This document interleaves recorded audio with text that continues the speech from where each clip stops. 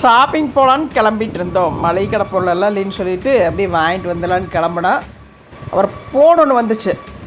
எடுத்தேன். ஃபோன் எடுத்தால் எதிரில் இருக்கிறவங்க ஒரு அக்கா ஃபோன் எடுத்தது சிரிக்கிறாங்க. ஏற்கனவே நம்மக்கிட்ட ரொம்ப நாள் பழகின மாதிரி சிரிக்கிறாங்க. அதுவே எனக்கு ரொம்ப பிடிச்சிச்சு. ஏன்னா அவ்வளோ விஷயம் யாருக்கும் ஒரு ஃபோனை பண்ணிவிட்டு சிரிக்கிறது முடியாதுல்ல. அவ்வளோ நம்மளை புரிஞ்சிருக்குது அவங்களுக்கு. வீடியோ பார்த்து அப்படி எடுத்துக்கலாம்.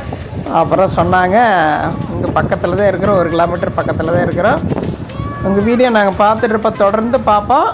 உங்கள் வீடியோ அவங்க ஃப்ரெண்டு காட்டியிருக்கிறாங்க. ஒரு கடைக்கார அக்கா இந்த அக்கா உங்களையாட்டவே இருக்கிறாங்க பாருங்கன்னா அந்த அக்கா காட்டியிருக்கிறாங்க. அப்புறம் எல்லோரும் சேர்ந்து வீடியோ பார்ப்பாங்க. நம்ம நறுக்குட்டி எல்லாம் மறுக்கொண்டு கேட்டாங்க. மொத்தமாக எல்லா வீடியோவும் பார்த்துருக்குறாங்க.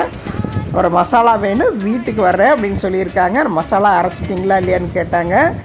மசாலா நான் அந்த வரமிளகாய் வெளியில் சொல்லியிருக்கிறேன். தோட்டத்தில் எங்கள் அண்ணார் தோட்டத்தில் விளைஞ்சிருக்கு.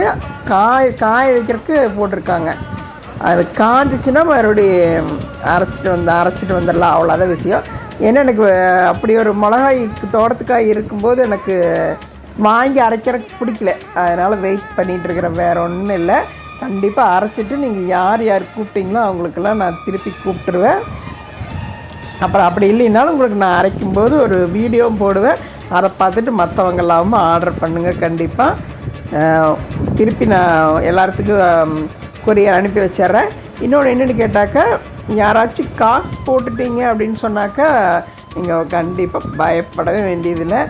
ஏன்னா அதுக்கு எல்லாருக்கும் இருக்குது. நான் ரொம்ப பயப்படுவேன். ஆன்லைனில் போட்டுட்டு அது என்ன வந்துருமா, நிஜமாக தான் அவங்க பண்ணுவாங்களா, இல்லை சும்மா நாச்சுக்கு எவ்வளோ பேர் ஃபாலோ பண்ணுறாங்க அதெல்லாம் கவனிப்பேன் நான். அப்புறம் பார்த்தா வந்துடும். அது மாதிரி ஆகி போயிடும். அதனால் நீங்கள் நம்மளுக்கு அரைச்சி காசு போட்டு விட்டுட்டிங்கன்னா கொஞ்சம் பயப்பட வேண்டியதில்லை. தைரியமாக இருங்க. கண்டிப்பாக அது உங்கள் நல்லதுக்காக சொல்கிறேன். வேறு ஏதாச்சும் நினச்சிக்கிட்டேன்னு நினச்சிக்காதீங்க.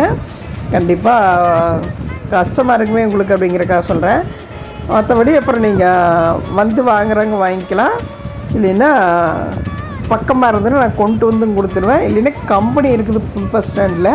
நீங்கள் கம்பெனியில் கொண்டு வச்சிட்டோம்னா நீங்கள் அந்த வழியை யார் போகிறவங்க வர்றவங்க இருந்தாலும் அங்கே எடுத்துக்கலாம். அது மாதிரி பண்ணிக்கலாம். கண்டிப்பாக நான் சீக்கிரமாக ரெடி பண்ணிவிட்டு கூப்பிட்றேன்.